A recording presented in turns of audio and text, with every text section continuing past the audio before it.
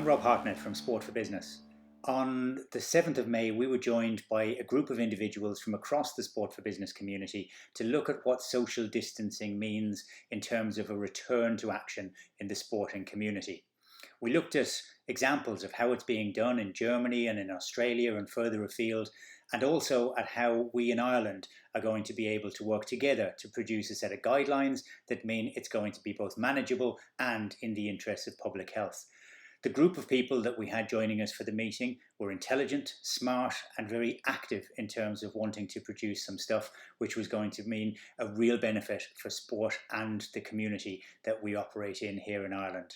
This is what we had to say after the session was finished when we were looking back on some of the breakout rooms and the group contributions.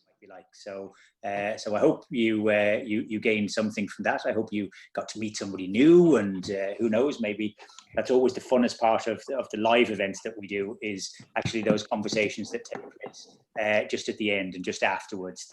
What used to be a shake of a hand or a passing of a phone number or a card or something like that. And we will get back to that again. But in this world that we live in at the moment, we had each of the rooms. Were you able to nominate somebody to step forward and kick off the conversation? I shall leave it up to you. So room 1, which was Dave, Paul, Philip, Piers, and Siobhan. We had an interesting chat and met some new people. I'll try and summarize it quickly because I'm conscious of time. We were asked, how do you maintain social distancing? And we had a bit of a discussion again around the guidelines. Social distancing. Every article we've read about social distancing or about preventing the spread of this disease hasn't been solely social distancing. It has been about hand hygiene, respiratory hygiene, and every article finishes with the fact that you have to be within close proximity of somebody for 15 minutes or more to spread this disease. So we sort of concluded that social distancing is a broad macro restriction to try to get us to think in a different sort of frame of mind about this, and that if every organization, event manager, otherwise has a process in place, it will evolve over time. Social distancing will impact in the short term, but in some ways it's going to be more important longer term to show that you have a process to manage the effective respiratory etiquette and hand hygiene, etc. But also the big point was, it wasn't, we discussed the travel part, Piers' case in Mondello, if you can't travel 20K, what's the difference between traveling 2K and 200K? It's not the travel, it's what you do when you get to the venue or when you get to the event. So, how do you, again, we came back a little bit to the process. If we have a duty of care, what does a process look like to maintain social distancing, but not leaving out the fact that there are other guidelines which are possibly more important, like respiratory etiquette, hand hygiene, and things like that. Great. Okay. Thanks very much, Dave. And maybe that 15 minutes. I haven't even seen a scrum in rugby that lasted for 15 minutes, albeit maybe the referees might need to be a little bit more forgiving. But sport does tend to move fast. So maybe that is going to be a little caveat that we can drive out of. You mentioned duty of care. That was the remit of room 2. Room 2, who do you have to share your thoughts? Okay, well, we had nominated Ryle, but he decided that since he was the only boy in the room that it wouldn't be appropriate for him to speak. And he also first in his career too, which first time, Rob, in 15 years, I got put in a room and I was the only boy. And I'm telling you, the world has changed. I'm looking at Siobhan breaking her heart laughing.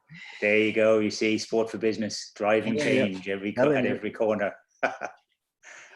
Okay, Vicky.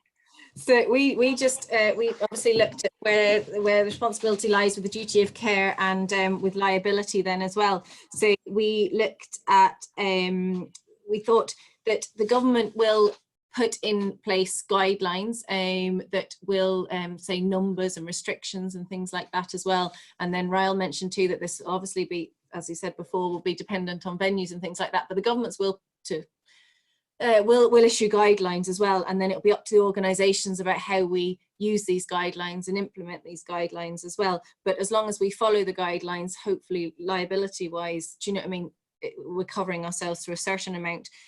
Where we think that the area of concern and the challenging area could be is relation to the public relations side of things as well, and that falls probably into the duty of care more as well, and how we're seen to be implementing guidelines and if we're doing enough and things like that as well.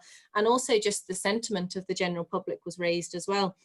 And at the moment, obviously, there's a little bit of optimism with the phasing, and people want to get back as well, but that could change very quickly should a second wave of the virus come out or anything like that, and public sentiment towards our sporting activities may change, and then there could be fingers and blame being started to point as well. But then also there's to look at the sentiment to which we took a case study to when the GAA made their announcement yesterday. There's actually an outcry because they weren't going back, because people wanted to go back.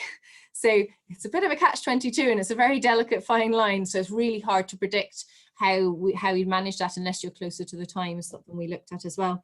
We also looked at then too, going back in relation to what people might want when they go back, and there's the elite level and obviously the participation level as well, and the public sentiment we felt would be more towards the participation level, so the community level, the cool camps, things like that as well, and that's what the general public would prefer to go back.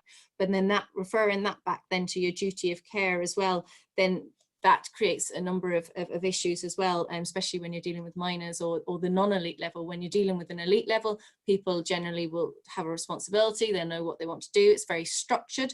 But when you're going into community level, which we think there's a more desire to get back into sport, that raises a number of issues as well. I don't know if anyone else from the group has anything to add to that.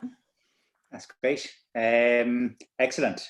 You see what you've unleashed, Ryle, now. You see with your support for women in sport down the years, and just having a look now of those remaining 60% female and 40% male. So I think that's a pretty good mark, either one way or the other on that. Conscious of time now, breakout room 3, you were looking at the logistics behind the 300 all the way to the stadium. Who do we have that will... So I was nominated to talk. We spoke about different things around stewarding issues around stadiums and spectators and things like that, with regards to not just getting to the event, but actually if you look at Cricket Ireland and stewarding spectators that might be trying to look in on games that are happening behind closed doors, that was a big issue. And we also had Slieve from Ironman and Rock and Roll in the group as well. And we spoke about, we hold events across 90 kilometers of road, and you can't stop spectators from standing on the road watching things. So there was a lot of talk around stewarding with regards to the events or the stadiums, and the economic impact of stewarding the stuff that's out of our control with regards to spectators. So we chatted about that as well. We also had Emma from Special Olympics Ireland in our group, and we spoke about how it might be the 300 to the stadium, but when you bring the vulnerable adults for Special Olympics, it's 4 athletes to 1 person stewarding them. So quite quickly that 300 are more in terms of numbers at events rises quite quickly. And then when you look at bringing people to events, the logistics around that, you're talking about the hotels and the supply chains, the coaches. If you're carrying athletes, how can you guarantee that the staff in the hotels are going to carry on their activities in the best interest of your athletes? Where does the duty of care and the liability lie with regards to third-party suppliers and contractors? And also simply like, how do you know that the coach, the bus that the athletes are traveling in, and their I suppose carers are traveling in, or maybe the athletes are traveling in, how do you know that's been cleaned to a sufficient standard? Is there HSE certificate that the coach owner will have to display or provide to the organisation hosting the events? And then if you talk about the HSE and the NHS across Special Olympics and cricket, and not so much in the triathlon side of things for Ironman, but you've different guidelines coming down from different governments and also different health services. So where does that all tie into the logistics and getting those games or those activities in play, and getting those events up and running? the other piece that we just mentioned was that the likes of the ITU, the International Triathlon Union, have set up guidelines and standard operating procedures that they're filtering down to different federations across BTF, Ireland, across the world, that will, hopefully provide some sort of a level of guideline for the local governing bodies in each country to hold. And that was interesting to hear that some of the governing bodies internationally haven't put forward any of those SOPs yet. And then the other final piece that Brian brought up actually was that in China, there's a QR code that somebody has set up that if you could show that you were green on the QR code, it meant that you were virus free, that it might give you a little bit of comfort in knowing that the staff of the hotels or the catering staff or the security staff or whatever it is in terms of staffing around your event would be virus free, and it might reduce some of that anxiety. But basically, to get the event to fruition pre-COVID was potentially massive, and now it has all these other connotations that we have to bring in. And now I'll take a breath and mute myself. Thanks. Okay, that's great. Thanks very much, Joanne, and everybody in room 3. Room 4? Yeah, I'm going to talk on that one. So we were looking at where does general end and specific start.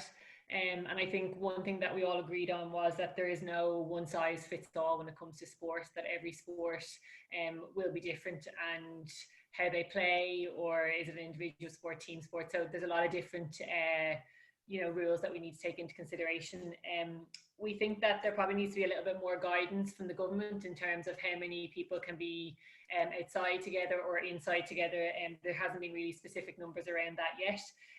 But we did feel that they're basically, if you look at it, you can kind of have a club, provincial, a national, and then international level, and there might be a different set of guidelines for each of those levels.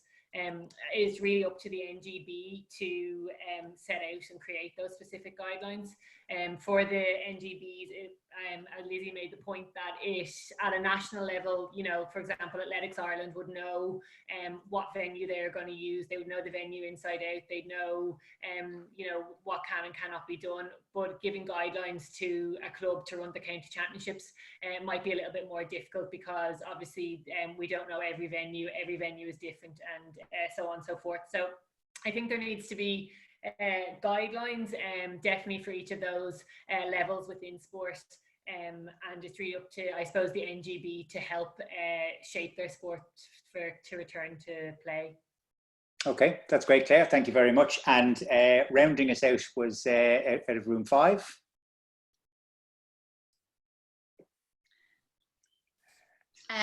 Yes. Yeah, hi. So our question was looking at, what sort of positive things have come out of the virus. So I suppose we were just speaking from our own different perspectives from rights holder side and client side, but we were kind of saying that sort of the 3 main themes that have come out loud and clear, and probably the most valuable in terms of mindsets, are innovation, creativity, and purpose. They're really 3 themes that have come out strong in terms of all of the creative work and creative mindsets that have put these solutions into place. And it's really been a time where we've seen communities come together across the divide, from the private sector to the public sector, which is great, and hopefully that's a momentum that will continue well into the future. That sense of community and just doing what's right, having the purpose to do what's right for a community, is something that's shone through. Lynn was also saying as well, from a rights holder perspective, it's given time as well just to relook at packages and redesign and reshape. That's really important as well for adding value to the business going forward. It has been a time where we've obviously all had space to reflect and rethink around, how or what our best foot forward looks like. So that's been a positive, as well as obviously the adoption of digital, or repivoting more traditional elements of our businesses to a digital offering as well, given you have the time and space to do it. And there's obviously the demand and need there from a client side as well. That's very welcome. So there's been lots of good things, not all bad. Great. Okay. Thank you very much, Grace. Thanks to everybody for coming in today. I guess it was inevitable that that summary of the conversations would give rise to probably an awful lot more questions than answers at the moment. We all want answers, but in order to get the answers, you have to know what the questions are to ask. And I particularly liked that sort of, that checklist, that running through, okay, so this is what we need to do, this is what we need to cover, this is what and asking the questions so that hopefully collectively we can bring it together to a point with Sport Ireland feeding into government that that we'll be doing the right thing at the right time for the right reasons in terms of all of our own communities.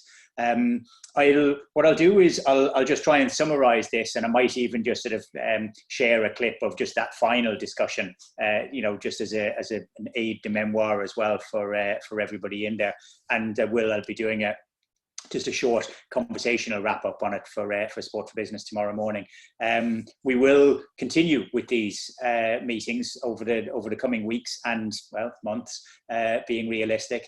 And we've got a whole series of webinars as well. I trust everybody is on the daily news digest. If you're not, if you go to the website, you'll see all of the things that we've got going on. The two live sessions we've got next week. One is a harebrained scheme that I came up with at 5:30 this morning, that we're going to do a Sport for Business super quiz 2020, organizations pitching against each other. I'm looking at you, Claire Shannon, and Wilson Houghton, and all of those PR agencies out there that want to go head to head with each other. So we've got an open forum to see how that might work out next Tuesday at 11 o'clock. I've got 1,001 ideas, and I need 990 of them to be just killed straight away. So please do, if you have the time, come in and join the conversation on that. Then next Thursday, we're doing one on reaching out to clubs, because that's one of the things that we've got time at the moment. I've discovered a window between 7 and 9 o'clock of an evening that I don't actually have to go and coach football and hurling Monday to Thursday. And those 2 hours, I've developed a life. You can actually talk to your partner and do things. But clubs are going to come back, and there's an opportunity, I think, working with a number of our different partners to actually build a set of resources that will be cross-sport, multi-sport and multifunctional. So we're going to be doing that on Thursday. Keep an eye out for the digest as it's coming out. Thank you very much, all of you, for your time today. We're pretty good. I'm 3 minutes over, which is the first time that we've actually gone over, but that's because you're all too intelligent and sharing too many good thoughts. So